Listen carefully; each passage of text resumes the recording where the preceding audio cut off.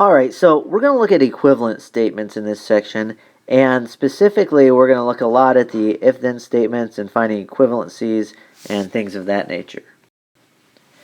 So by the way, I said this in the introduction, but equivalent means has the same meaning in terms of mathematical logic. And we did equivalencies of simple statements earlier. And by the way, this doesn't just have to be the idea of short statements or if-then statements. Even equations are equivalent, right? Meaning, if we have two equations, x plus 2 equals 6 and x equals 4, really they mean the same thing because they have the same answers. Even though they're not exactly the same numbers, they have the same solutions. Okay, so in equations, we say equivalent equations have the same solutions or same meaning. Equivalent statements have the same meaning. So here's what I want you to do. I want you to look at this statement. If the dog is Belle, then the dog will pee on the floor. All right? And I want you to think about how this works out. Pick one of these statements, one of these four statements down here, that has the same meaning as the original statement. So push pause, figure that out, and then come back.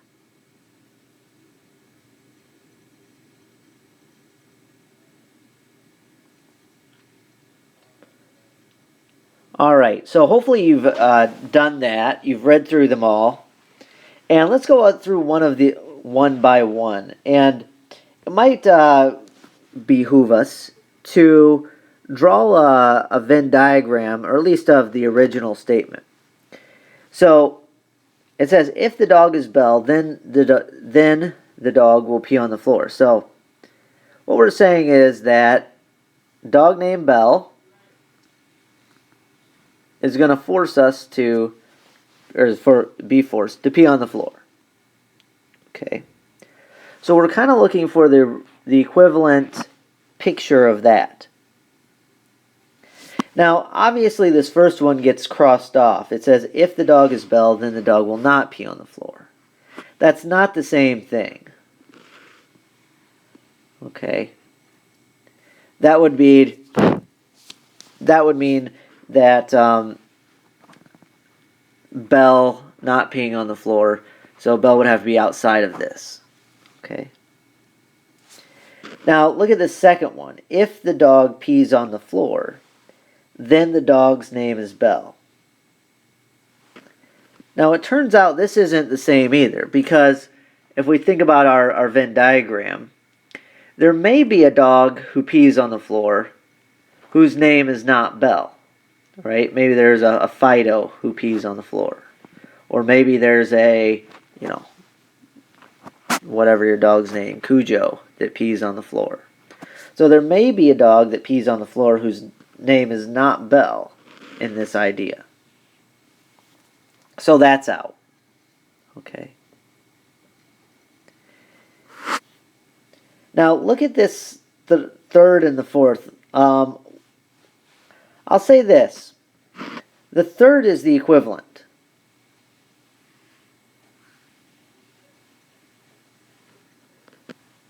The fourth is not. Maybe I'll take the not case first.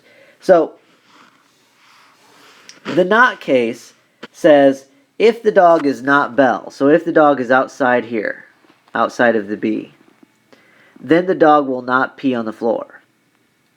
Well, again, dog being not Belle, maybe there's a Cujo in here that still pees on the floor, right? Or maybe there's a, you can have a dog that's not Belle who either pees on the floor or doesn't pee on the floor. So not being named Belle doesn't mean that you pee on the floor, doesn't mean you don't pee on the floor. So that fourth one is out. Now, obviously we did this by process of elimination, but I want to point out why this third one works. Okay? If the dog does not pee on the floor, then the dog is not Belle. So, notice, what we're saying is, if the dog does not pee on the floor, so if we're outside of this, then the dog cannot be Belle, right? And it should be clear that if you are outside here, then Belle is not out here. Okay? Again, all dogs named Belle are inside the circle of, well, the circle of peeing on the floor. So out here, if they're not there, there's no dog that's named Belle out here. Okay? Now, what we just gave, notice that we had, well, let me state it in this way. We had, if the dog was named Belle, then we had peeing on the floor, right? Implied peeing on the floor. And we said not peeing on the floor implied not Belle. Okay. And it turns out that there are some types of statements. Okay. If I have the original statement of P implies Q, all right. If I were just to reverse it, so Q implies P, then that idea would be called the converse. So if Q, then P. So I switch the roles of P and Q. Now, notice if you go back to the previous slide, we had the converse up there, if Q, then P. If P on the floor, then Belle. And we said that's not equivalent. The inverse was changing not P implies not Q. So this would, in our case, not Belle implies not peeing on the floor. But again, that wasn't equivalent either. So if not P, then not Q. And if you negate the P and negate the Q, that's called the inverse. Now, the one that we said worked and was equivalent was something called the contrapositive. So the contrapositive flips the order of P and Q and then negates them both. So it says, if not Q, then not P. All right. So what we see here is that the original is equivalent, this is on another slide, to the contrapositive.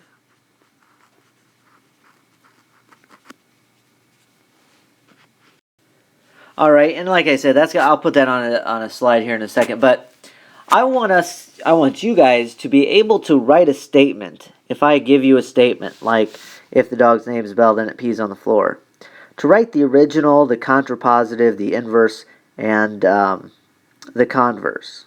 The converse, remember, is reversing. Inverse negates both. Contrapositive negates and reverses. All right, so I want you guys to push pause on this and write down the converse, the inverse, and the contrapositive in relation to this original statement. If the animal is a giraffe, then it has a long neck. So push pause, write those three things down, and then come back.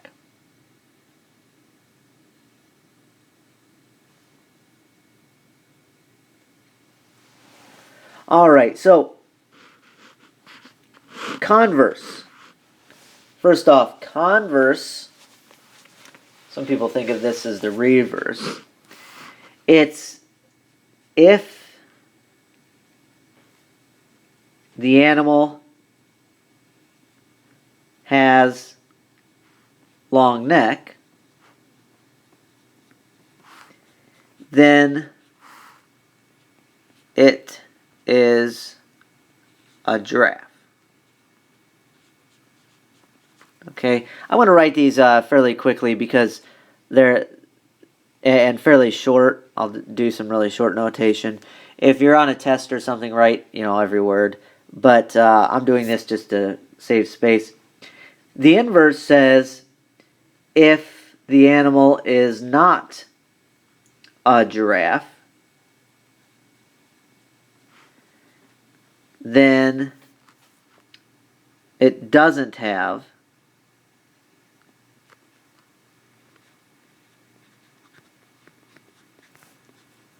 the long neck.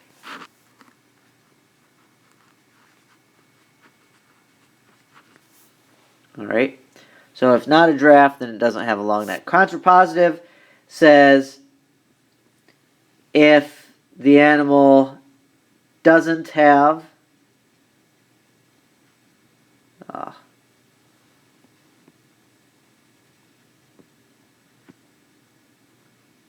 long neck,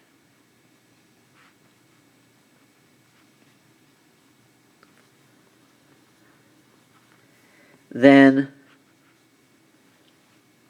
it is not a giraffe.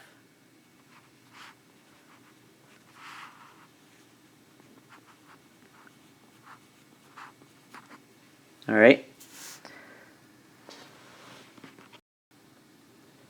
So this is what I want you to do. I want you again to do the exact same thing for example 3. Push pause, come back, and answer these kind of things.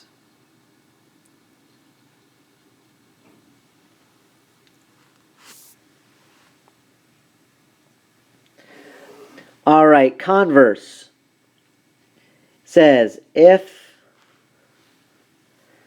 owe money, then is bookie. Inverse, if not bookie, then don't owe money. Then I don't owe him money. And again, I'm doing this really quickly. I would, on a test or something, write down every word, but because of the space that I have to write, I'm shorthanding a lot of things. So, if he is not my bookie, then he doesn't owe me money. All right. Contrapositive, if I don't owe him money, then he is not my bookie. There you go. So you should be able to write those things down and come up with things like that. Now, I said earlier that we have this situation going on, that the contrapositive is equivalent to the original. Okay? So a contrapositive and the original are always equivalent. However, it's also true that the inverse and the converse are equivalent statements. They're not equivalent to the contrapositive or the original, but they are equivalent to each other. So contrapositive and the original mean the same thing. Inverse and converse also mean the same thing.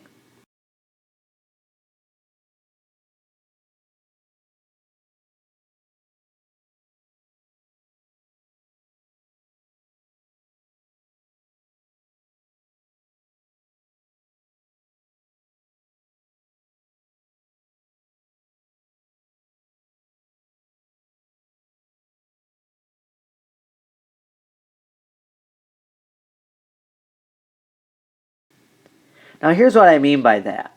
Let's look at the converse, the inverse, and the contrapositive. Okay? This says the man is lying if and only if his eye twitches. So the converse says, well, if the eye twitches, the eye twitches, if and only if man is lying. Notice by switching the statements there, the if and only if goes both ways. The inverse says the man is not lying if and only if his eye does not twitch. All right. Contrapositive says his eye does not twitch if and only if he is not lying. And like I said, if I had a better stylus and a better pen to write with, I would write all the letters and make it a little bit nicer. But here I'm shorthanding everything. Now think about these and what if and only if means. If and only if is essentially, in terms of the Venn diagram, saying we have an A here. In this case, just consider the A to be lying. I'll just call it with an L. And we also have another set, and if and only if means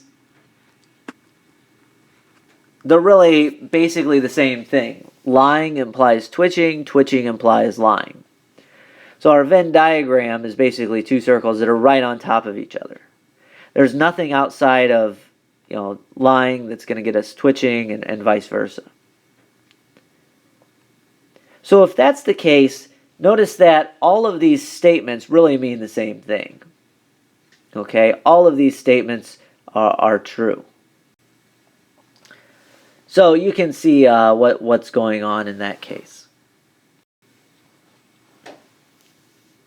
All right, so if we have if and only if statements, since both things are necessary and sufficient, the inverse, the converse, the contrapositive, and the original statement are all equivalent.